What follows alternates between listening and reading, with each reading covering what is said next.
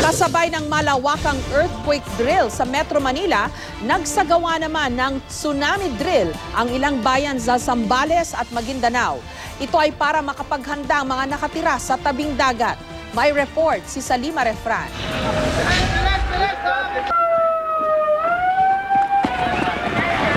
Sa hudyat ng pinatunog na kampanang kawayan sa Dato Indon Sinsuat sa Maguindanao, agad lumikas sa mga residente papalayo sa dalampasigan at patungo sa kabundukan dahil sa banta ng tsunami. Rumesponde naman agad ang mga rescue groups kabilang mga sundalo, pulis at bombero.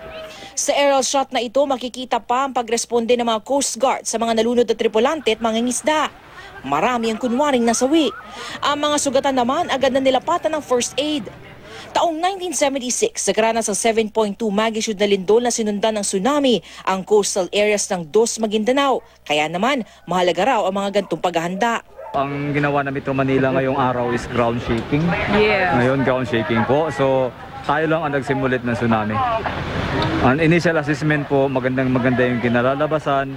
Nakita naman po natin yung mga civilian, nagpatunog mo ang mga kawayan nila. Then yung sinunod naman nila yung mga signage na pinaglalagay namin. Sinunod naman po yung evacuation route, nandoon nakita ninyo. Ganito rin ang sitwasyon sa ginawang tsunami drill sa Iba, Zambales na isang coastal town. Matapos ang tsunami, dumagsa mga rescue truck at ambulansya sa apektadong lugar.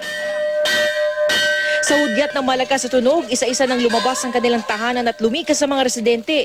Ang ilang sugatan dinala sa ligtas sa lugar na ginabayan ng mga rumisponde. Alam natin na ang Zambales, lalo na ang bayan ng Iba, ay nasa coastal areas po.